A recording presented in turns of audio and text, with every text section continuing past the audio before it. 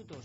Conspiración, ciencia, misterio, hallazgos, historia, descubrimientos, todo eso y mucho más en el 2014. Y también, por supuesto, la sensación de grandes temas, sonidos, luces, apariciones, fotografías, que incluso entidades que han quedado sin resolver. Es un poco el baremo final de un año, hay que pensarlo así, intenso. ¿Por qué? Porque, como venimos manteniendo, es tal la cantidad de clips informativos que recibimos al día, y eso ocurre, lo sabéis, en las redes sociales, ¿no? Donde puede haber un enorme eco de una noticia, pero lo que hubo hace 2 días ya es que no lo lee nadie. ¿Y qué está ocurriendo? El proceso acelerativo hace que vivamos los últimos minutos y no hay hemeroteca, no hay archivo personal, no hay recuerdo ni reflexión. ¿Qué está ocurriendo? Es el proceso permanente de vértigo de este sistema. Nosotros echamos un poco la vista atrás y nos damos cuenta de que hemos vagado durante 365 días por un sinfín de informaciones, por un sinfín de historias, por un sinfín de enigmas y misterios. Queda alguna cuestión más de la ciencia y queda una de la conspiración, Santi, que resumimos el plan 888. ¿Habéis oído hablar de él? Pues resulta que de las cosas menos agradables que ha dejado este año en el mundo de la conspiración ha sido la aparición de un término que se ha hecho muy popular, que es colapso de la civilización. Y es que ha habido varios informes. Uno de ellos fue un estudio de la NASA en el que advertía que la convergencia de crisis alimentarias, energéticas y económicas podía llevar a un desastre futuro, en un futuro a medio plazo irreversible para la civilización, un colapso de civilización. Semanas después era la ONU la que, en un panel intergubernamental formado por 60 científicos y representantes de un centenar de países, venía a llegar más o menos, con leves diferencias, a las mismas conclusiones. Y lo siguiente que supimos es que el Pentágono tiene un plan, el plan CONOP 8888, 4 ochos, y que en virtud de ese plan está entrenando a diferentes unidades en una base secreta cerca de Omaha, Nebraska.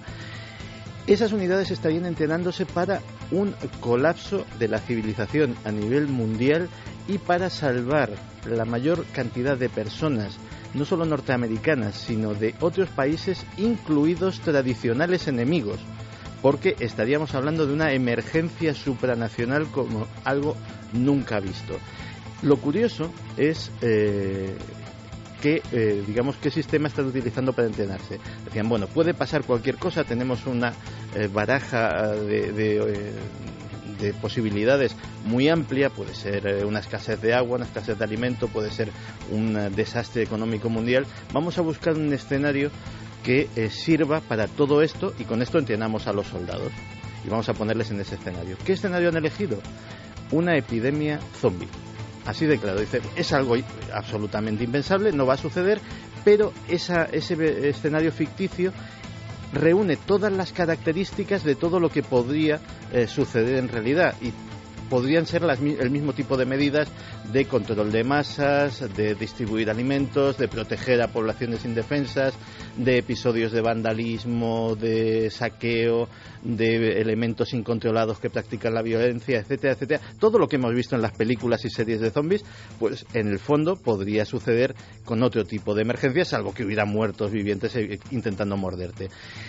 Lo que es alarmante es que este tipo de medidas se esté gastando muchos millones de dólares en entrenar a estos soldados, o por ejemplo algo que sabíamos hace apenas un par de semanas. ¿Sabías que el Departamento del Tesoro de los Estados Unidos ha encargado kits de supervivencia para todos sus funcionarios y sus familias? ¿Por qué? ¿Para qué? ¿Qué esperan? Nos llegaba hace tampoco mucho tiempo una noticia científica, pero con viejas reminiscencias, no sé si vampíricas. Carmen, nos hablaban del poder de la sangre joven, que parece algo evidente, pero parece que demostrado, ¿no?, empíricamente. Pues parecía noticia de la princesa sangrienta, exacto, ¿no? La entrevista de la semana pasada que hizo Diego Marañón, y cómo esa sangre parecía rejuvenecer el rostro de esa condesa. Bueno, pues ahora es científico y parece ser que funciona. Lo han hecho 2 estudios del Centro de Terapias con Células Madre y Medicina Regenerativa de Harvard en Estados Unidos, y lo que han hecho es coger sangre de ratones jóvenes, tenían tan solo 2 meses, y entonces después de calentarla la inyectaban a ratones pues que tenían algún problema y que además eran bastante más viejos. ¿Qué hicieron? ¿Qué consiguieron con esto? Bueno, pues que mejorara su olfato, que mejorara la memoria, el aprendizaje y la movilidad de esos roedores viejos. Ahora lo que se está haciendo es probar con seres humanos un ensayo con 18 pacientes que tienen Alzheimer para ver si ese plasma sanguíneo de jóvenes donantes pues sirve también para rejuvenecer a estas personas que tienen serios problemas médicos. Por el momento no se ha sabido ningún adelanto, ningún dato. Esto ocurría en mayo y todo, Iker, es gracias a la GDF11. Al parecer es algo que está en la sangre y que es lo que hace que podamos regenerar pues cosas como la memoria, que fíjate, para curar algunas de las enfermedades terribles que están pues acabando con muchas familias y con mucha gente, pues sería el hallazgo, yo creo, del próximo 2015 a nivel mundial, sin duda ninguna. Ojalá. ¿Qué son los nanosatélites? Que son todos los términos que hemos aprendido en este 2014. Bueno, vamos a tener que estar muy pendientes del cielo, porque si ya se ven cosas normalmente que caen y normalmente no sabemos qué son simplemente objetos volantes no identificados, ya tenemos bastantes más, que son los nanosatélites. Además ha batido el récord en este año 2014, de lanzamiento de nanosatélites. Son pequeños cubitos de 10 centímetros de lado y menos de 1 kilo de peso, algunos de ellos, otros tienen 2 kilos de peso, los españoles, por ejemplo, los que se están fabricando en nuestro país, y es una tecnología para monitorizar con bastante resolución pues la deforestación, el desarrollo urbano, los cambios en los cursos de los ríos. En España están haciendo, por ejemplo, uno para explorar la termosfera, que tienen una vida útil de 3 meses y después van perdiendo altura, pero se van a desintegrar en la atmósfera, con lo cual podemos ver efectos luminosos que sean estos nanosatélites que realmente lo que están haciendo es destruirse al entrar en la atmósfera, con lo cual ya tenemos otra cosa para mirar al cielo. Ya no simplemente pueden ser los satélites que están por todas partes y que nos confunden, ahora también los nanosatélites nos van a dar algún que otro susto. Podemos terminar el repaso misterio, conspiración, ciencia y hallazgos con un chip prodigioso como el de la película, que dicen que es un chip que imita absolutamente al cerebro, pero es un viejo sueño, ¿no? No sé si en el 2014 se ha dado un paso de gigante a este respecto. Bueno, yo creo que tanto como gigante, no. Así lo han dicho, chips que imitan al cerebro humano, y sí que es verdad que IBM ha conseguido que su chip True North, un ingenio que es del tamaño de un sello, es además de color oro, muy llamativo, e intenta imitar el funcionamiento del cerebro humano con su red de 86.000 millones de neuronas y billones de conexiones entre ellas. Pero lo que no llega es a imitar del todo con toda la serie de conexiones que tiene el cerebro humano. Sí que puede abrir camino para una nueva generación de aplicaciones, como por ejemplo gafas para ayudar a navegar a personas con dificultad de visión, robot que rastreen el escenario de una catástrofe, pero todavía como un cerebro humano no llega a esto, aunque la revista Science cree que en el futuro habrá ordenadores basados en esta tecnología.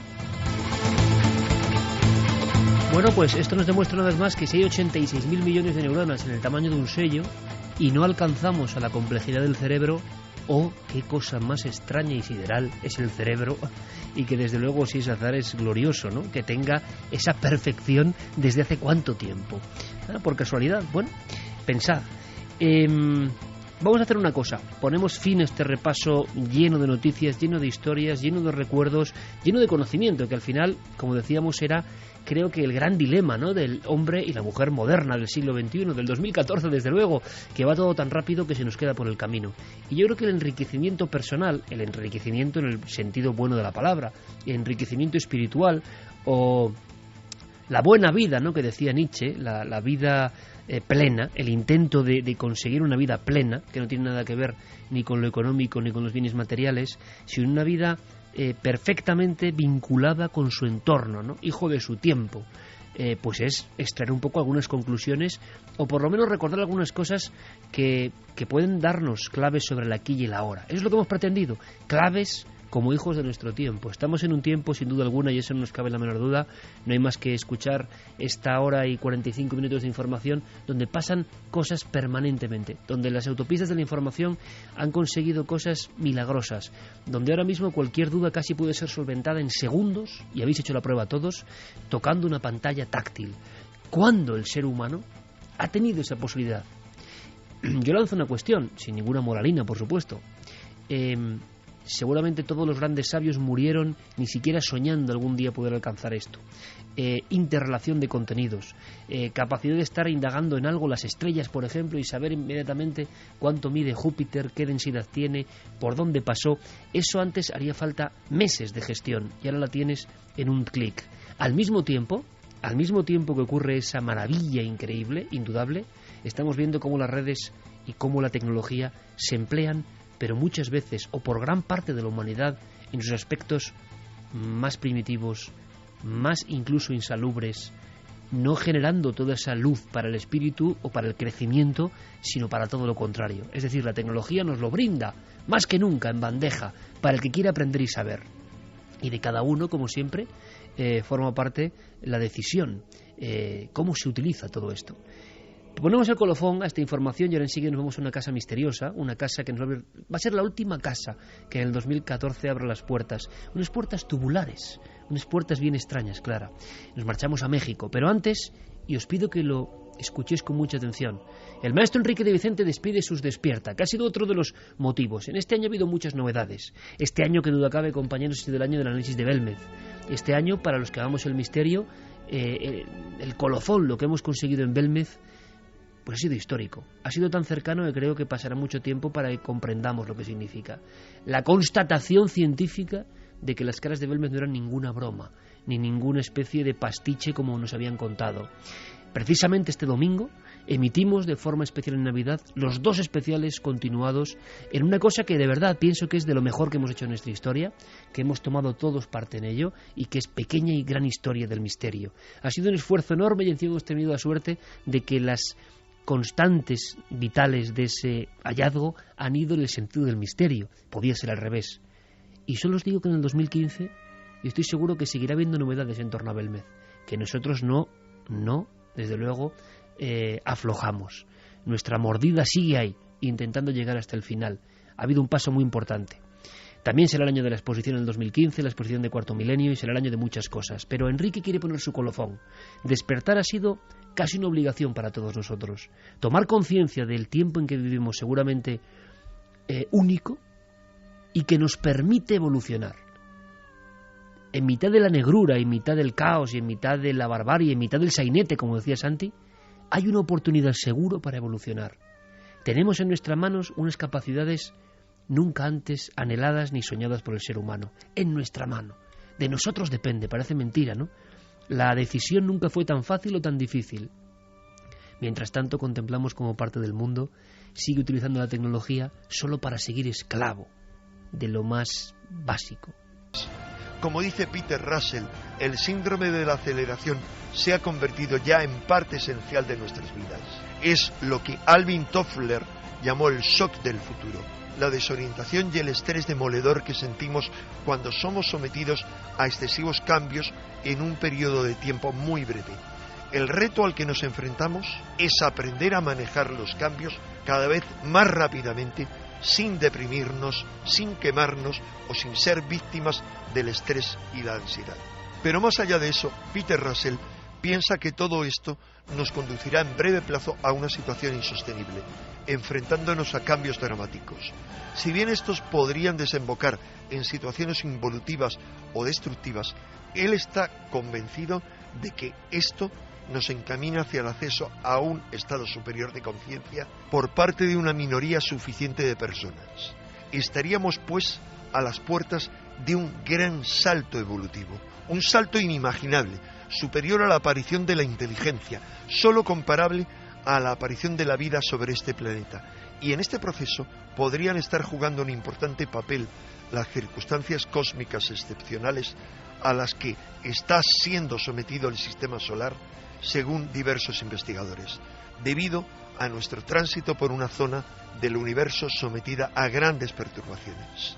Esto puede parecernos una fantasía utópica, pero es preferible a dejarnos llevar por las circunstancias y por el alarmismo catastrofista, porque implica la necesidad de pensar, de sentir y de actuar de forma positiva a favor del cambio interior y exterior. Tú también puedes participar en ese verdadero salto evolutivo si realmente lo deseas y te lo propones como un objetivo prioritario. De marcharnos a esa casa. Es la casa de los tubos. Es una casa, por cierto, de esos diseños tan de la época, un poco cósmico, ¿verdad? Esa arquitectura que intentaba empatar, en México en concreto, pero también lo hubo en España, ¿no? Esa corriente. Sí, además, bueno, tú has visto imágenes de la casa y no es nada habitual esa construcción allí. De hecho, el nombre que recibe pues es porque, imagínense pues un poco los oyentes, ¿no? Como una especie de tubos verticales que forman algo parecido a un castillo. Es como un órgano que emerge de la tierra, ¿no? Un poco. Sí. Además está precisamente enclavado en un sector residencial muy exclusivo de Monterrey, en el estado de Nuevo León, en un sitio que se llama la colonia Country La Escondida, y que está a las faldas del Cerro de la Silla, es decir, una zona también de cierta potencia energética, vamos por lo menos con agreste, ¿no? Con cierta naturaleza. A los años, precisamente a la década de 1970 principios, cuando un empresario importante de la zona comienza a construir una casa con estas formas de tubos un poco psicodélico, ¿no? que hemos visto, y que pues este hombre tenía una hija que desgraciadamente pues tenía una parálisis y bueno, pues era inválida, necesitaba del concurso de una silla de ruedas para desplazarse. Entonces, bueno, una semana antes de la boda, el padre lleva a la hija a la casa y bueno, pues aún no estaba terminada del todo. Ella se emociona mucho y empieza a recorrer la casa pues con su silla de ruedas y bueno, en un momento determinado hay algunos lugares que están construidos en falso, todavía no están terminados, como digo, y según me cuenta Belduque, pues esta joven en un accidente, algo que no esperaba nadie y por supuesto que es parte de la leyenda negra de la casa, y es que se precipita por la casa es amplia y tiene varias alturas y bueno, pues cae por una de esas alturas y pierde la vida. A partir de entonces el padre, bueno, pues imaginar el impacto. Él dijo que si esa casa no iba a ser para su hija, no sería para nadie porque no la iba a terminar. Y la casa, de hecho, permanece inacabada. Debido pues a esta curiosa arquitectura, como decimos, medio futurista y a que llama la atención en medio de ese cerro, ¿no?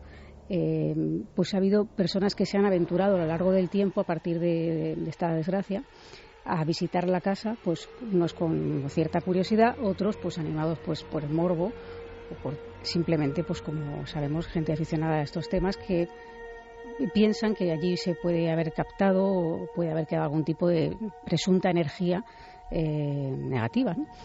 El caso es que a lo largo del tiempo se producen muchas visitas de curiosos e incluso algunos accidentes, como ha pasado también aquí en España en algunos lugares, ¿no? Véase, por ejemplo, el caso de Cortijo Jurado, ¿no? Entonces, a partir de estas visitas también pues crece la leyenda negra y algunas personas afirman haber obtenido grabaciones extrañas, fotografías que pues fotografían algo que ellos no han visto allí, etcétera, ¿no? Bueno, pues precisamente bueno, como ha habido una serie de accidentes, incluso ha tenido que intervenir ahí la Protección Civil de allí para evitar que la gente entrara, y aún así han seguido entrando. Entonces, bueno, el Duque me decía que él no es muy partícipe de visitar lugares abandonados porque sí, sino que cuando tiene alguna historia detrás. Y precisamente porque aquí hay como una leyenda y hay personas que afirman haber visto cosas y haber escuchado sonidos y haber grabado cosas extrañas, en el año 2006 pues acude a hacer un reportaje sobre esta casa. Y bueno, pues él visita el lugar acompañado de la policía local, es decir, con un permiso y con un cámara que le acompaña, y él mismo también lleva su propia cámara de vídeo. Y él nos cuenta un poco, hace una serie de pues un recorrido de vídeo, etcétera, lo que sería un reportaje. Y bueno, pues cuando vuelve de este reportaje sucede algo que nos va a contar él mismo.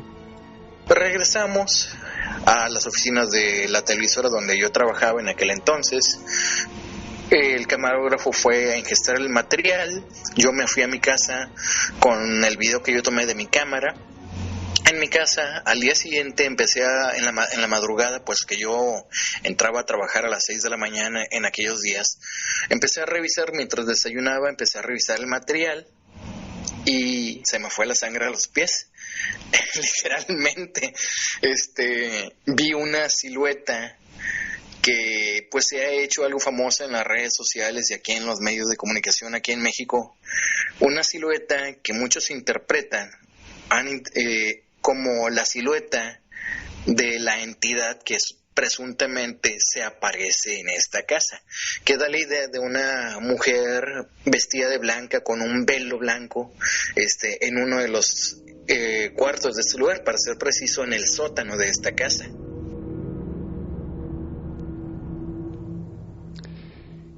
Me matizaba Belduque que él no afirma que sea un fantasma, es decir, que él realmente grabó eso, que no sabe darle una interpretación, pero que hay muchas personas que sí que se la han dado en ese sentido, ¿no? De hecho, pues esta imagen se ha tenido cierta notoriedad allí y bueno, pues lo que él sí que dice es que allí no había nadie más que ellos, ¿no? Después, bueno, la visita fue aparentemente tranquila, aunque ellos escucharon una serie de ruidos y sonidos que él interpretó como del propio lugar en ese momento, y porque tampoco lo conocía como lo conoce ahora, ¿no? Y que le parecieron que a lo mejor eran propios de un lugar abandonado, ¿no? Sin embargo, me realiza una segunda visita en 2008 a esta casa. En fechas cercanas a Halloween le proponen realizar en la televisión que él trabajaba un reportaje especial pues de esta casa, que bueno, pues aprovechando las fechas que ese tipo de reportajes se hacen, y en este caso le sugieren que vaya con varias personas que son gente muy conocida allí, pues gente, me decía que eran algunos compañeros de la cadena, pues había de la gente de deportes, del sector de espectáculos, y que eran todos, bueno, pues en principio escépticos y nada creyentes en esto, pero se trataba de realizar una especie de espectáculo en el sentido, no digamos teatral ni mucho menos, porque él tampoco hubiera accedido a eso, pero sí un poco pues dar ese juego que se hace en Halloween, ¿no? Y que estas personas, bueno, pues se sorprendieran si es que debían sorprenderse si aparecía algo, es decir, personas totalmente ajenas al mundo del misterio. Esto, al principio, él me decía que no es partidario de acompañar o de que se acoplen personas en cuando hace algún tipo de reportaje de misterio que no tienen nada que ver con el tema, porque no normalmente, aunque tengan buena voluntad, pues no toman las cosas tan en serio como alguien que está especializado a hacer este tipo de historias, porque además a veces pues se producen pues accidentes o incluso gente que es muy sugestionable, como pasó el caso de que estuvieron allí de una de las personas que la acompañaba, una chica que pues casi entró en estado de pánico, porque resulta que en esa visita empezaron a escuchar golpes muy fuertes, como si la estructura del edificio resonara, una especie de estruendos, algo parecido a lo que hablábamos la semana pasada de esa comisaría de policía local, ¿no? Y entonces, bueno, pues incluso pues esta compañera entró un poco en pánico y al ver que pues lo que ellos pensaban que era un poco una visita un poco, bueno, sí, un poco distinta por ser lo de Halloween y a ver qué va a pasar aquí, porque dicen que pasan cosas, pero que la gente no va con el ánimo de que pasen, realmente van más bien todo lo contrario, ¿no? Y bueno, pues de hecho casi tienen un accidente dentro de la casa por esta circunstancia. Y bueno, pues él nos cuenta que aparte de esta estructura, ¿no? Vieron ellos mismos como, o sea, escuchaban sonidos de que se cayeran piedras dentro de la casa, pero incluso llegaron a ver una piedra cómo caía dentro sin saber de dónde había salido. Esto lo llegaron a ver ellos, ¿no? Y bueno, pues él me comentaba que también se oían una serie de gritos y de ruidos que él nos va a explicar ahora. Empezaron a escucharse muchos ruidos, muchos golpes, caídas de piedra, literalmente, o sea, como si estuvieran aventando piedras adentro de la casa. Me tocó ver una de las piedras que caía en un cuarto, pero ¿cómo decírtelo? Sin que se escuche demasiado exagerado. Vi la piedra a mitad del cuarto y vi cuando iba cayendo de medio cuarto al suelo, y ella lo vio también. Lo vimos al mismo tiempo porque fue cuando el camarógrafo volteó su cámara con la lámpara encendida, vio como una piedra caía al suelo y literalmente vimos que cayó. Lo vimos a como 1 metro del piso y ¡pum!, cayó. Exactamente cuando volteamos, nomás vimos ya cuando iba contra el piso. Se había desprendido del techo porque era una piedra, no era un pedazo de block o de yeso. O sea, no aparentaba ser parte de la estructura. Parece una piedra, así una piedra bola. Una piedra que parezca una piedra bola, decía él, pero claro. El canto rodado es un clásico en las historias de paralitergia, ¿no? Como dicen los expertos, dentro de casas en España. Ha habido varios ejemplos. En Galapagar, me acuerdo. Exactamente. De un caso célebre, ¿no? Y en Almería ya ha habido varios casos realmente significativos. O sea que tenemos ahí una casa futurista de los 70, no es un palacete antiguo, que es uno de los clásicos del misterio en Monterrey. Pues en un salto casi mortal, podemos marcharnos para terminar el 2014... en un rápido reportaje de Javi Pérez Campos, que tiene que ver también con un lugar que teníamos pendiente, un lugar también, desgraciadamente, con hechos luctuosos, y que hemos ido recibiendo muchos testimonios sobre este sitio, sobre este enclave. Y Javi me ha dicho que sería importante dar paso, en estos minutos, en apenas estos 10 minutos, a alguien que ha vivido intensamente una serie de acontecimientos precisamente ahí, acontecimientos que sobrecogen. Sí, porque la investigación está en marcha y desde luego queremos saber si hay más gente que ha vivido cosas en ese lugar tan concreto que después de escuchar a nuestro testigo, a Francisco Jiménez, vamos a narrar porque la investigación nos ha llevado incluso a obtener datos sobrecogedores de la Guardia Civil. Una vez más, los archivos de la Guardia Civil arrojan datos sorprendentes de un punto muy concreto de nuestras carreteras. Vamos a empezar escuchando a Francisco contándonos cómo hace 25 años él... viajando por la Nacional 301 entre Gin y Albacete, con él están su mujer en aquel momento y su cuñada, viajan en el coche, viajan de noche, están regresando a casa por una solitaria carretera. Ellos van allí con la única iluminación de la radio del coche. Son las 5 de la madrugada y de repente, en el arcén derecho de esa solitaria carretera, observan unos extraños bultos. Cuando faltan un par de kilómetros para llegar al pueblo de Pozo Cañada, íbamos solos en la carretera, íbamos solos porque no había esa hora, no había mucho tráfico, y con las luces que íbamos a las largas, vi como 3 personas, vi personas que estaban a la orilla de la carretera. Pensé que había habido algún accidente, cualquier cosa de esas, y cuando me acerco, pues la verdad que la ropa que llevaban eran un poco extrañas. Entonces levanté un poco, bajé la velocidad para ver lo que era, pero como al no ver ni coche ni nada por allí, cuando más me acercaba más cosas raras veía, porque veía que tenían ahí un movimiento extraño, como moviendo los brazos pero para arriba y para abajo. Era como si esas 3 personas que estaban de pie en el arcén estuvieran haciéndole algún gesto con esos brazos, casi como hace alguien que pide auxilio. Sin embargo, la ausencia de algún coche o de algún rastro de accidente le hace pensar que aquello no es normal. A las 5 de la madrugada, 3 personas vestidas con extraños ropajes en una solitaria carretera.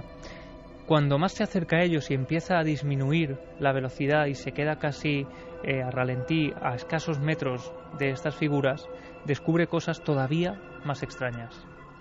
Cuando me acerqué y entonces vi que llevaban una ropa un poco extraña, así como trajes de presidiarios de estos antiguos, de estos de las películas. Entonces lo que hice fue cambiarme de carril, volví a poner las largas y entonces se veía que solo era como si fuese solo la ropa. Ni tenían cara, ni tenían manos. Cuando más me acerco, pues veo que no tenían ni cabeza, que tenían llevaban como una especie de gorro, y entre el gorro y la camisa pues no se les veía nada. Eran bultos como personas. Eran bultos como personas porque personas no eran, eso está claro. Entonces ya me cambié de carril y al pasar por la altura de ellos, pues como yo que sé, pues como tres fantasmas. Él tiene el conocimiento absoluto de que aquello no es algo normal, que no son personas, que no son figuras, que nunca ha visto nada parecido, que son seres que están flotando como si fuera ropa que flota en medio de la carretera. que le hace esos gestos con los brazos para solicitar su parada. Sin embargo, él hace todo lo contrario. Está tan asustado que pisa el acelerador y sale huyendo de ese lugar.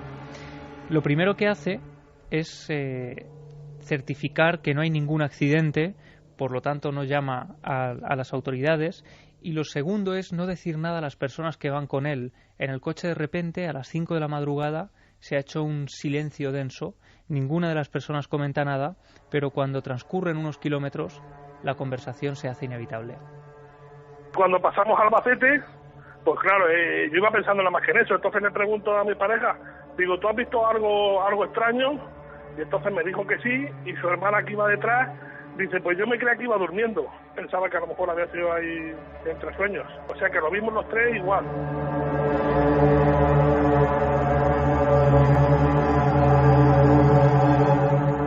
Los tres han visto la misma escena, una escena imposible. Esas tres figuras en mitad del arcén a las 5 de la madrugada que se quedan ahí cuando ellos continúan avanzando por esa carretera. Y entonces la pregunta inevitable era, ¿de qué hablaron durante el resto del trayecto?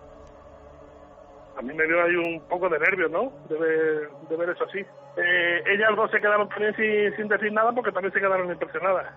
La conversación fue de lo que habíamos visto y coincidamos los tres en que había sido como tres personas ahí flotando sin cara, sin manos. Tiene que ser algo sobrenatural, eso no es normal.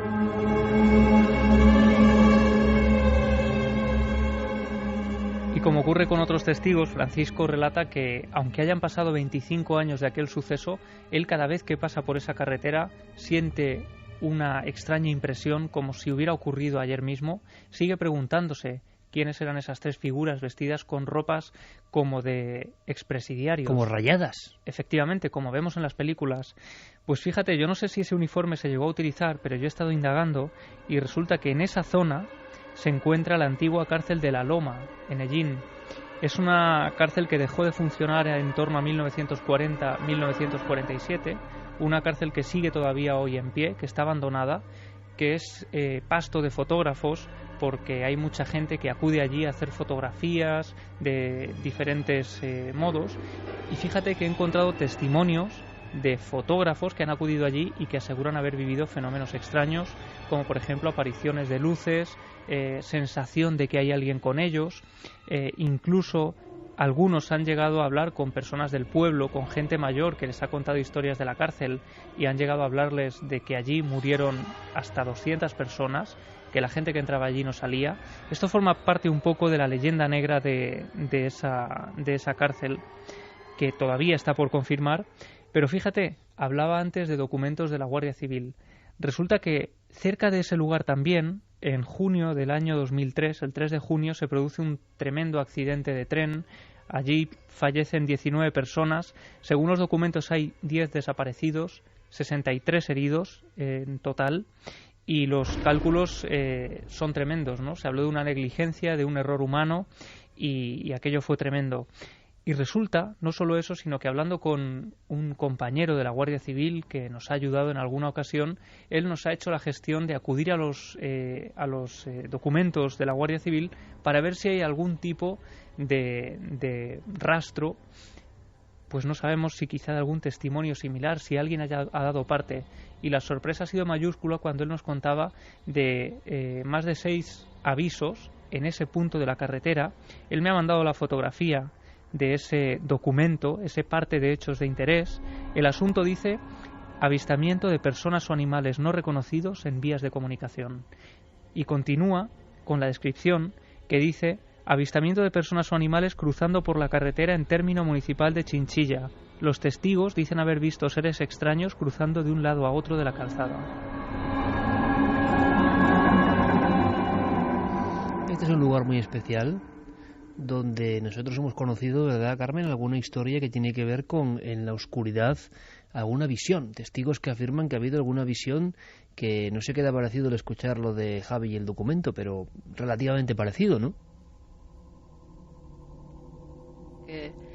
La verdad que es muy similar a ese testimonio.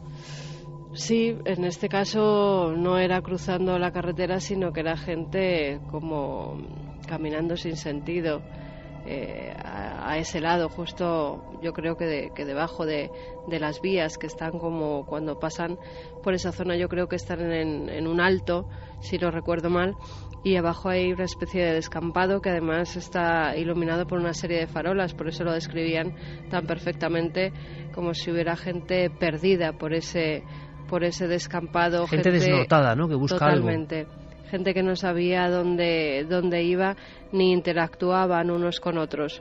Estaban como oídos, como cuando una persona, vemos en los accidentes, cuando tienen un accidente y no saben qué hacer, no saben dónde acudir, están como en estado de shock. Así era la descripción de esas figuras a las que no se veía la cara, figuras negruzcas, y que parecían deambular sin buscar nada, simplemente caminando sin sentido. Además podemos decir que es un testimonio de esos, no vamos a dar más datos, de los que no puedes dudar, ¿no? No. El vehículo de noche, que era el mismo principio, he contado Javi, porque estábamos viendo la sencillez y la anormalidad al mismo tiempo del acontecimiento, alta madrugada, y de repente el testigo va en la parte de atrás, como le ocurría a estos tres testigos, mires por la ventana y te das cuenta de que hay un grupo de personas a un lado, pero claro, en un sitio donde apenas hay luz, en plena oscuridad, y que están como vagando en racimos, como si no tuvieran conciencia de que están ahí exactamente, como buscando una salida, quién sabe. La visión transcurre durante unos segundos, pero es tan nítida y clara, y luego ahí está el dato que investigaremos, por supuesto. Si alguien sabe algo más, es momento de ponerse en contacto con las vías de unión a este programa, ¿no? Porque nos llegan nuestros buenos amigos de la Guardia Civil diciendo que hay 6 denuncias en ese mismo punto. Y lo impresionante además es que el primer parte surge en torno a septiembre del año 2003. Y este accidente es en junio de 2003. No sabemos si tiene relación, desde luego, pero sí que hay, por lo menos, una relación objetiva de cuándo surge la primera denuncia oficial y en relación a la fecha del accidente. Milenio3 con número @candelser.com, Facebook, Twitter, Google+, ya sabéis siempre, Nave del Misterio. Para más datos, navedelmisterio.com e ikerjimenez.com. Si alguien tiene alguna información, tanto hoy como a partir de ahora, cuando este programa empieza a volar por las vías del ciberespacio, pues es interesante, porque una vez más, nuestra piel de toro llena de puntos donde ocurren cosas constatadas a lo largo del tiempo y que tenemos que saber algo más. Ahora queda, ya sabéis, la recta final tan especial, final de 2014. Esta es la sibila eritrea, nacida en tierras de la Anatolia, hoy actual Turquía, proveniente de las de Jonia, sabedora de los antiguos ritos iniciáticos de los griegos.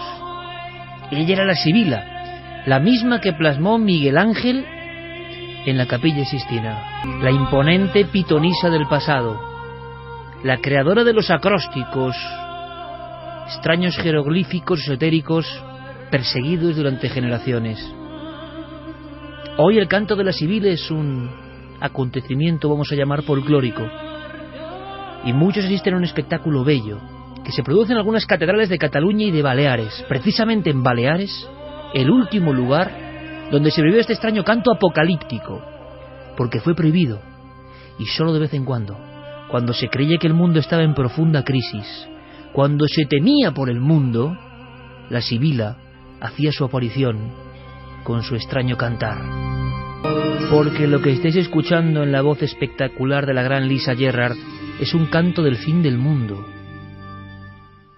Contaba la historia que al nacer Jesús de Nazaret, los judíos estaban incrédulos, algunos de ellos pensaban que aquel no era el niño Dios, y entonces alguien mandó a llamar a este personaje, la misteriosa sibila eritrea.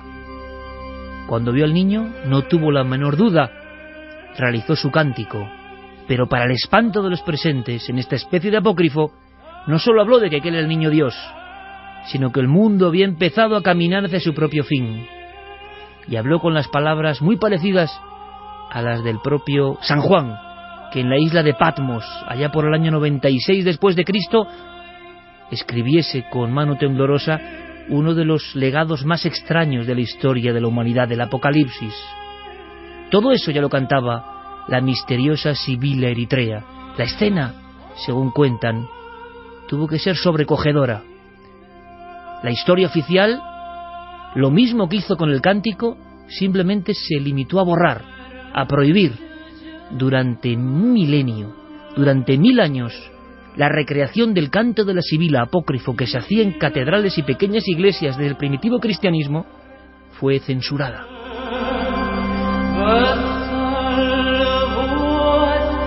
Y es que tenía que ser impresionante. Aseguran que salía un niño representando a Jesús en mitad de la oscuridad del templo.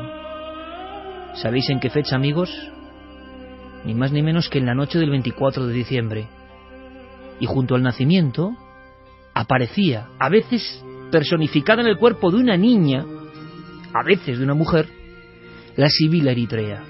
Y entonces todo se quedaba, dicen las crónicas, con antorchas. Ante el fuego, ante el flagelo caliente de aquellas llamas, el público, los asistentes a este entre rito y cántico, asumían que el fin no estaba muy lejos.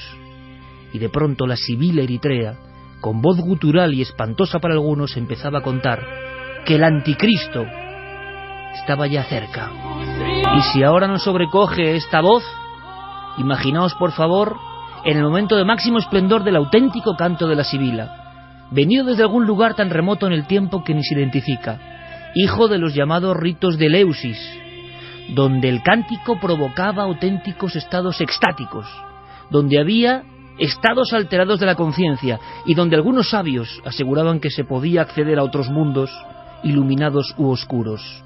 Todo eso lo provocaba el cántico de alguien muy especial, de alguien que pertenecía a un linaje milenario, las sibilas, las pitonisas, tan importantes a lo largo de la historia y solo despreciadas, solo marginadas, solo convertidas en chusco chiste en los tiempos que nos ocupan. La sibila eritrea, como otras que hubo en la antigüedad, cantó al mundo que venía el Salvador, pero sin embargo también habló de oscuridades que nos acechaban. En el año 1000 se produce en toda Cataluña y en todo el Mediterráneo, en todas las Baleares y en algunos puntos de Castilla, una especie de gran miedo conjunto. Se cree que es la cifra del Apocalipsis. ¿Os imagináis cómo pudo ser aquel año en concreto la representación del niño y la niña representando al mismo tiempo, encarnando el poder de la vieja Eritrea? Hace apenas un mes, un archivero de la Biblioteca Nacional se encontraba legajos desconocidos de un cántico, muy difícil de interpretar, traducido y recorregido durante por lo menos 800 años. 800 años manejando esos extraños sonidos para provocar algo. El propio bibliotecario de la Biblioteca Nacional no lo podía entender, nosotros tampoco. Era un canto de la sibila completamente desconocido que se cantó por toda Castilla y sobre todo en Toledo, en un lugar neurálgico, en un lugar poderoso. Allí se reproducía la historia. Se cree que una mística que tuvo visiones del infierno y del purgatorio y también del cielo, Hildegarda von Bingen, fue una de las regeneradoras de este cántico. Para ella, el poder de esta música que estáis escuchando era capaz de conectarnos con los otros mundos. Era la única forma de que el pueblo llano, por unos instantes, entre el fuego, la oscuridad, la mirada de los niños, la representación de lo que hacían y el significado de aquellas palabras, entraran en una burbuja que se separaba del tiempo. Pero todos tenían ese mensaje que para muchos era demasiado terrorífico, tanto como para prohibirlo en plena Navidad. Y durante siglos todo se fue olvidando, hasta que de vez en cuando estos cánticos que vienen de lo más remoto aparecen en legajos, en archivos, perseguidos y escondidos por familias y generaciones, como si ellos supieran, desde la época de Babilonia, desde la época de los caldeos, que ya había un poder llamado música, llamado arte, llamado conexión con lo más sensible del alma humana, y que hemos ido perdiendo. Hoy por lo menos nos queda el folclore. En las Baleares, una niña vestida con una especie de sedas y túnicas, ya se ha eliminado el personaje de Jesús, canta las frases apocalípticas. En su tiempo se hacía todo esto cuando la cosa iba muy mal, cuando se sentía una especie de amenaza global.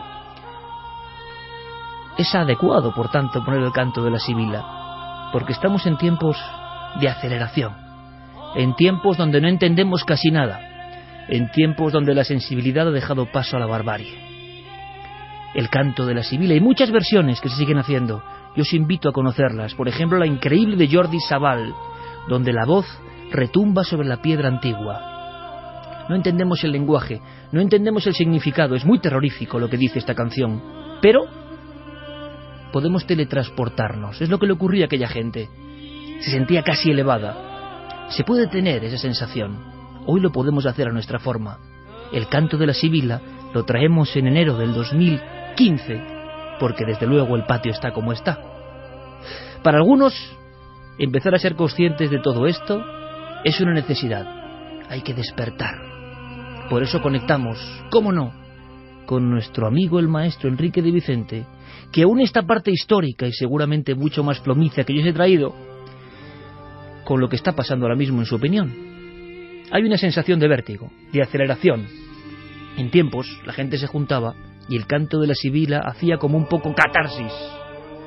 La gente salía aterrorizada y reforzada, en su fe, en su conocimiento, en su sensación, en pertenecer a una serie de historias.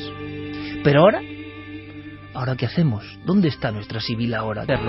Vamos a viajar enseguida a otro lugar del planeta y vamos a sobrecogernos y sobre todo vamos a aprender.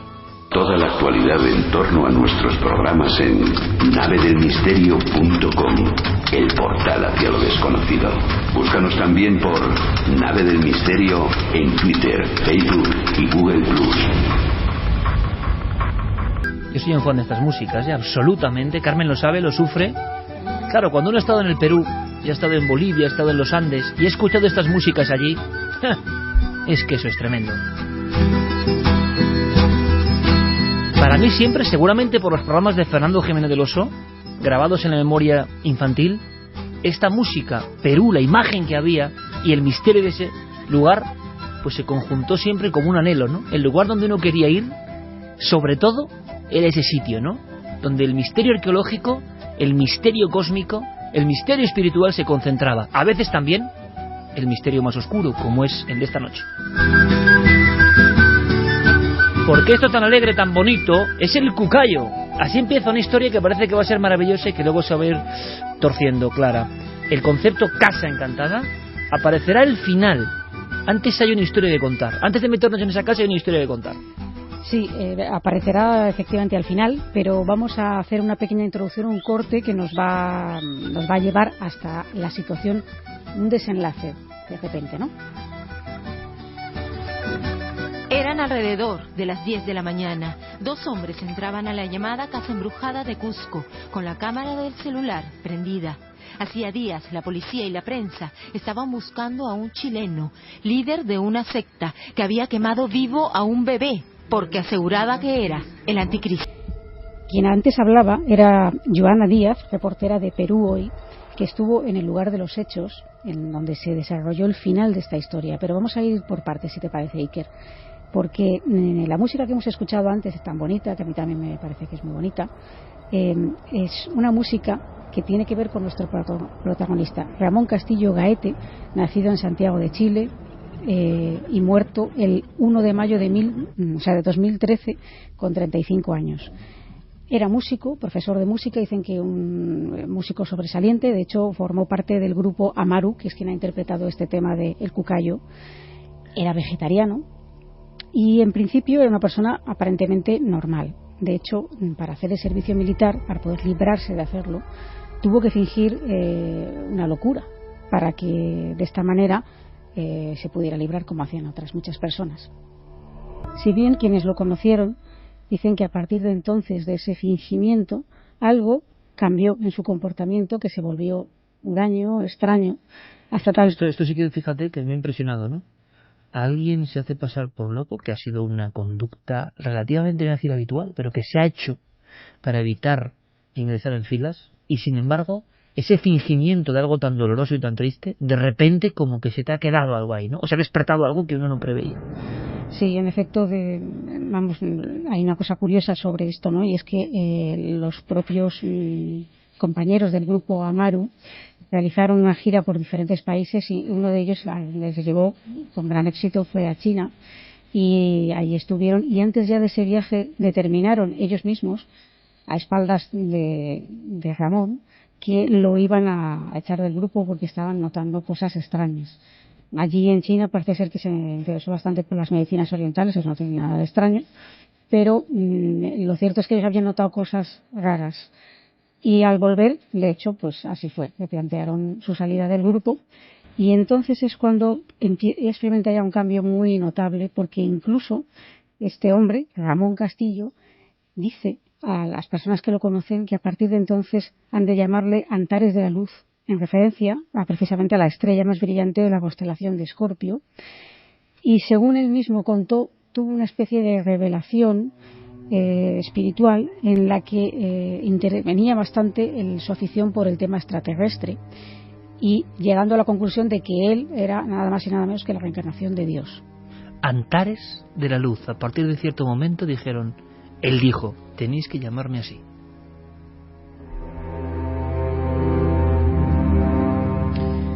En fechas más recientes, en 2009, ya forma una especie de grupo de sanación con las personas que lo van siguiendo en una comuna compuesta de hombres y mujeres. Él tiene derecho de pernada, entre comillas, de acostarse con todas aquellas mujeres, que incluso algunas de ellas entran con novio a la secta.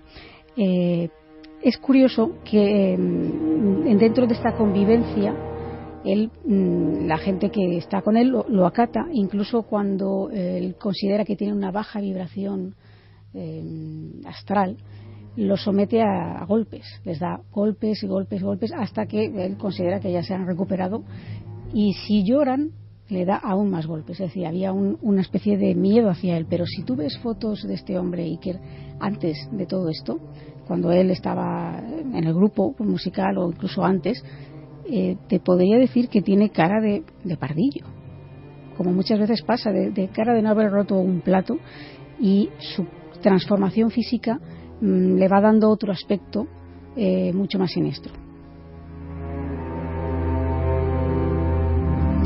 Después de pasar por diferentes lugares, se trasladan a la región rural de Valparaíso y se instalan en Coyihuay, y ahí tienen esa especie de comuna, como decimos, que para entonces pues ya había conseguido que a su grupo se unieran varias personas, entre las que se encontraba un veterinario, una azafata, una ejecutiva bancaria, una diseñadora gráfica. El común denominador de estos integrantes, al parecer, eran jóvenes, bien parecidos, profesionales, destacados o más o menos colocados en buena situación económica, pero solitarios y al parecer procedentes de familias desestructuradas. Allí comienzan a realizar rituales sexuales en medio de ceremonias en las que se ha consumido abundante ayahuasca.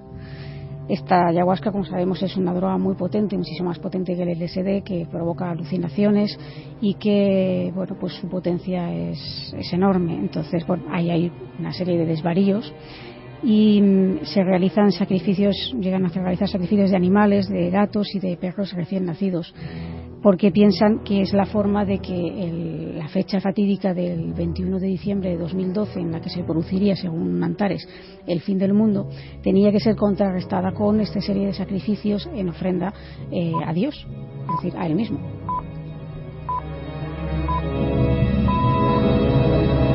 Hablamos, Clara, en este momento, en esta historia, que acabará en una casa concreta de un grupo apocalíptico de los últimos que ha habido, con el calendario marcado en 21 de diciembre de 2012, y que empiezan en la escala de los sacrificios de animales, y que intuimos que eso era increciendo, ¿no? Que va más, efectivamente. Las jóvenes empiezan a raparse el pelo. Aquellas que han entrado con novio pues siguen manteniendo relaciones sexuales con este hombre, con Antares, con total consentimiento y normalidad ante sus parejas. Y es precisamente una de estas mujeres, la diseñadora gráfica llamada Natalia Guerra, quien de repente queda embarazada de Antares de la Luz. Al descubrir que ha quedado embarazada, Antares dice que la encierren, que mantengan el embarazo en secreto, ya que algunas de estas personas todavía mantenían contacto con sus familias, obviamente, y se les oculta a los familiares de la forma que se van ideando tretas, que si está de viaje, que si tal, que si cual, que si no puede ponerse, que si no la pueden ver, etcétera, para impedir que descubran que está embarazada, pero él no quiere en ningún momento que ella aborte ni nada de esto. Lo que quiere es que ese niño nazca, para una vez haber nacido, que por fechas da la siniestra casualidad de que el niño nace justamente un mes antes del 21 de diciembre fatídico, concretamente el 21 de noviembre, interpreta esto como una señal de que ese niño es el anticristo y que por tanto hay que eliminarlo.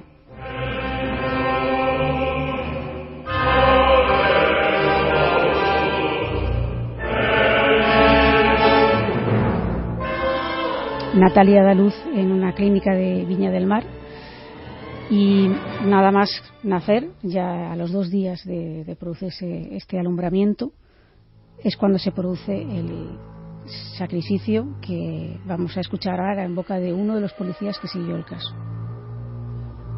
En el lugar, la guagua sale desnuda, ponen una cinta en su boca para que no llore o no grite, la ponen sobre una tabla y después de dirigirse a los espíritus, arrojan esta guagua viva a una hoguera. La guagua es la niña, ¿no? Sí, previamente, aunque no lo comenta el policía, le habían amputado los miembros y es cuando la arrojaron a este hueco con el fuego para presuntamente purificar al bebé. Bueno, pues el grupo permaneció allí hasta el 21 de diciembre famoso. Claro, ¿qué os sucede? Que llega el 21 de diciembre y no ocurre absolutamente nada. El mundo sigue exactamente igual. Todo gira, la vida continúa, nada ha ocurrido y todos esos augurios y presagios que Antares les venía comunicando desde el año 2009, al no verse cumplidos, obviamente el líder pierde fuerza, pierde credibilidad ante sus seguidores y algunos empiezan a desconfiar hasta el punto de que se marchan de allí. O sea que los seguidores de buenas profesiones que habían asistido a esa brutalidad inimaginable creían realmente que el 21 de diciembre iba a ocurrir algo como el fin del mundo. Claro, todo se desmorona al ver que no sucede nada y entonces Antares se ve obligado a aplazar el fin del mundo y dar una nueva fecha que él cifra el 21 de abril de 2013. Pero en 2013, ese 21, fecha cercana a abril, es cuando se averigua lo que ha ocurrido con el bebé, ya que ahí en teoría la policía no descubre nada hasta que se produce una serie de denuncias por parte de la familia de esta chica, de Natalia Guerra, pues denunciando situaciones extrañas con relación a su hermana y a su hija, y es cuando encuentran que en esa casa se había producido el sacrificio.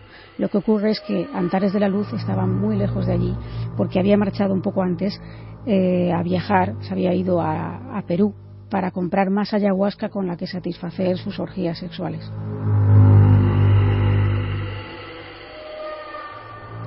Estando él ilocalizable, algunos de sus seguidores, que ya han empezado a ver un poco en qué estaban metidos hasta entonces, deciden entregarse. Otros se dan a la fuga, pero posteriormente se terminan entregando. Y el único que queda, digamos, libre y vagando por este mundo es Antares de la Luz, que se ha ido a refugiar, como decimos, se encuentra en Perú cuando sucede esto. La noticia, la verdad es que es muy sonada en aquel momento, y él decide pues refugiarse en un inmueble de 4 plantas, una casa abandonada situada en la calle Sapi, y es muy posible que él ni siquiera supiera que esta casa, esta vivienda que llevaba 30 años abandonada debido a la mala fama que tiene, era una casa que se la conoce con denominación de embrujada. O sea que ese mendigo de la muerte, esa especie de merodeador salvaje, inhumano, resulta que, sabiéndolo o no, imagino que no, acude a uno de esos lugares marcados. Ahora empezamos a conocer el final de la historia, ¿no? Sí, además yo creo que él no debía de saberlo, puesto que esta casa curiosamente se encuentra a apenas una manzana de la comisaría de policía. Entonces no parece un lugar muy recomendable si alguien está huyendo. Hay que tener en cuenta que en ese momento había numerosos efectivos y que no se sabía de cuál era su paradero, e incluso se lo situaba en Ecuador, es decir, no había claridad de dónde podía estar. Vamos a ver un poco la historia de esta casa. ¿Qué pasó allí? Esta casa dicen que es una casa embrujada. La verdad es que es una casa abandonada hace 30 años y algunas personas dicen que penan. Hay muchas historias sobre esta casa, dicen que también se han cometido asesinatos. Esta casa es de un gringo y el gringo dice que su mujer lo mató y al matarlo a su mujer posiblemente lo enterró con cemento en ahí adentro y desapareció y se largó. Por eso la contextura de la casa es tipo europeo. Pero si de la historia siniestra, en este lugar se realizaron sesiones de Ouija y es muy curioso que cuando ves imágenes de este lugar, aparte que tienen numerosas pintadas, pues que si el 616, que si cruces invertidas, etcétera, hay una que llama mucho la atención y es una especie de muro en el que hay reflejado, pintado, una especie de tablero de Ouija gigante donde no sabemos muy bien qué es lo que se ha producido allí, ¿no? Pero vamos a que nos lo cuentan mejor en este corte, conocemos un poco más cómo era el asunto. Ahí hay un cuarto que está más oscuro. Y hay una flecha, a ver, acá hay una cruz y dice hello, ¿quieren hablar? Parece que acá han jugado Ouija porque han hecho acá un abecedario. Es en esa casa, en el centro de Cusco, donde encontraron el cuerpo ahorcado de Ramón Castillo. Suspendido. El cuerpo estaba suspendido con la mirada a la esquina de esta puerta.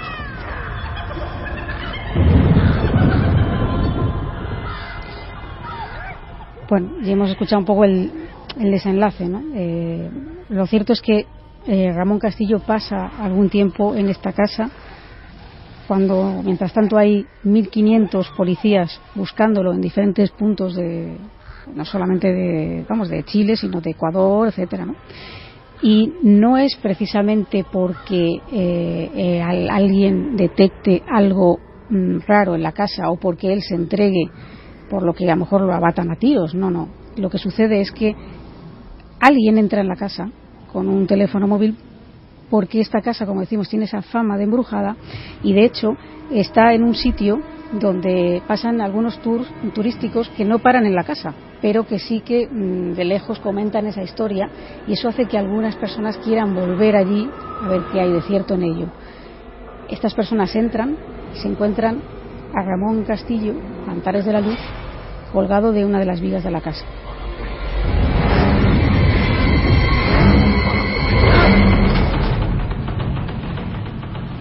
Durante el tiempo que estuvo escondido solamente había consumido hojas de coca, no tenía ningún tipo de alimento en su cuerpo. Antares de la Luz era un hombre que medía 1,80 y en el momento en el que lo encuentran pesaba apenas 53 kilos. Puesto que nadie dejó ninguna nota, no sabemos exactamente qué fue lo que le llevó a suicidarse, a acabar con su vida, ya que no había un peligro inminente de que lo encontraran. Como decimos, no se le situaba ahí para nada, ¿no?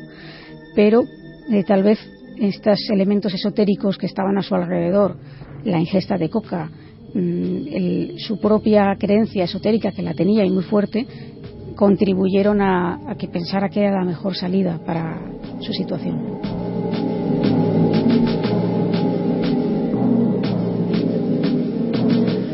Tres y 41 minutos. Yo he escuchado en estos años muchas historias sórdidas, pero como esta, pocas. Lo que confluye en todo esto es de tal malignidad, hasta la escena de alguien llegando con un móvil, y que de pronto hay que imaginar a ese tipo que entrando con un móvil en una casa que tiene fama de encantada, lo que se encuentra es al criminal de América más perseguido en ese momento, colgado cimbreante de una viga. Y al lado ese tablero de Ouija y demás. Ahora, merecido lo tiene, desde luego. Porque es increíble, ¿no? Javier Pérez Campos hizo un libro sobre el 2012. Hay una crónica periodística de todo lo que estaba sucediendo. A mí, fijaos, me parece que, por fortuna, no hubo tantos actos, creo recordar, dramáticos y terribles como esto que ha contado Clara, que es que no hay ficción que lo supere. Y por otro lado, la sensación de que, así como la profecía se convirtió en emblema casi comercial o en folclore, sí que es verdad que vaya como ha cambiado el mundo desde diciembre del 2012 y todo lo que está pasando, ¿no? Pero que yo recuerdo esta historia, no el final, recuerdo la historia del bebé sacrificado, terrorífico. Pero ojo, amigos, no pensemos que esto es tan lejano. La locura humana la bestialidad humana de gente que no puede... O sea, a mí, quien mate a un bebé, yo, ¿qué quieres que te diga? Será políticamente incorrecto, pero no merece vivir. Para mí no merece vivir. Quien mata a un bebé, indefenso. ¿Qué ocurre? Que en España, en el año 80, en el Pirineo navarro, resulta que se encuentra, o hay una reinvestigación, el cadáver de un bebé, o de una niña de 2 años más bien, bueno, sí, bebé, enterrada por un grupo sectario, la muerte de Ainara. Se queda eso, la gran investigadora Cruz Morcillo en los ámbitos policiales saca a relucir ese caso, y a mí me confiesa Cruz, yo creo que no le importará que lo diga, que luego tuvo muchos problemas en el sentido de decir, hombre, ¿cómo sacas esto? Esto nos pone en un problema, esto, lo de siempre, vamos. Pero había una investigación que no llegaba a ningún lado sobre un sacrificio humano en el Pirineo, en la zona del Baztán, con una niña. Nosotros reinvestigamos la historia y no pudimos llegar a más allá. Pero, es decir, que no pensemos solo en un loco absoluto, porque es lo fácil, ¿no? Un loco. Y a mí me hace mucha gracia. No, es que estaba loco, oye, pues estaba loco, pero claro, lo que ocurre, aparte de que hace en la calle, que es que no me parece justificación ninguna, lo que ocurre es que esto no es lejano, ¿no? Como decía Nietzsche, nada humano me es del todo ajeno, ¿no? Y resulta que en España, en otros condicionantes, antes había ocurrido. Pero claro, yo recordaba también una secta en la antigua Unión Soviética que con el tema del 2012 se habían encerrado todos en una especie de extraña madriguera en la tierra, ¿no? Y querían morir ahí.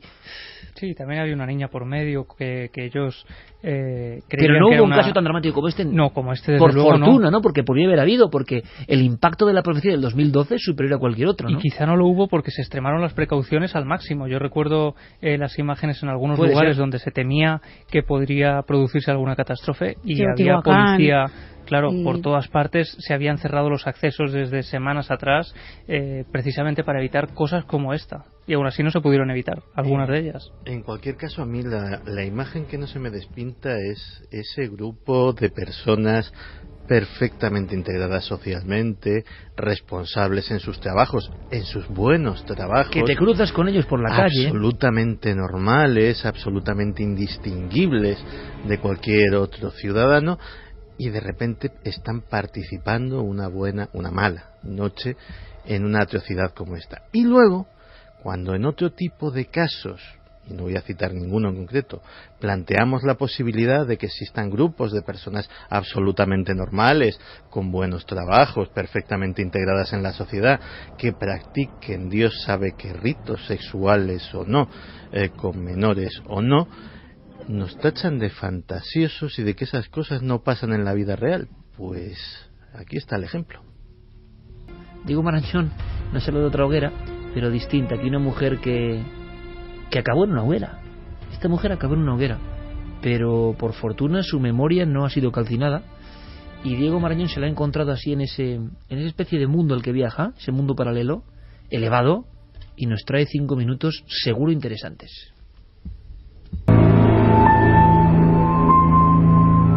Juana de Arco, buenas madrugadas. Juana, ¿de dónde saca eso? Mi nombre es Jan.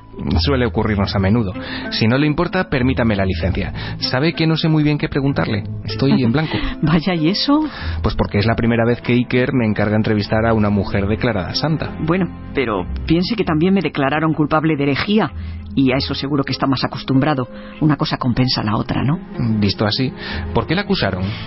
Pues empezaron cuestionando mi aspecto. Póngase en situación. En la Francia del siglo XV aparece de repente una chica vistiendo prendas más propias de un varón y con el pelo muy corto. Solo con eso el escándalo ya estaba garantizado. Pero claro, luego vinieron acusaciones hasta de brujería. Y claro, a partir de ahí... Ya veo. De todos modos, creo que estamos adelantando acontecimientos. Hábleme de su infancia. ¿Quién era usted? Mis padres eran campesinos. Y yo era una niña absolutamente normal hasta que me encontré con un misterio. ¿Con un misterio? Con el arcángel Miguel. Apareció ante mí cuando tenía 13 años en el jardín de mi padre. Escuché una voz enviada por Dios. Imagino que aquello le cambió la vida. En efecto. Y como sabrá también, me la cortó notablemente. Fueron unos cobardes. Hay quien ha sufrido encuentros similares a lo largo de la historia y se inclinan más bien hacia el misticismo. Teresa de Jesús, por ejemplo. Sí, pero por mi carácter siempre he preferido los hechos concretos. Yo decidí pasar a la acción. Y lo hizo, ya lo creo. ¿Qué mensaje divino recibió? Las voces divinas que escuché me incitaron a unirme al ejército del rey de Francia. El objetivo era recuperar los territorios que los ingleses habían ocupado. Supongo que conocerá lo que pasó en la Guerra de los 100 años. Sí, lo que me extraña es que la creyera.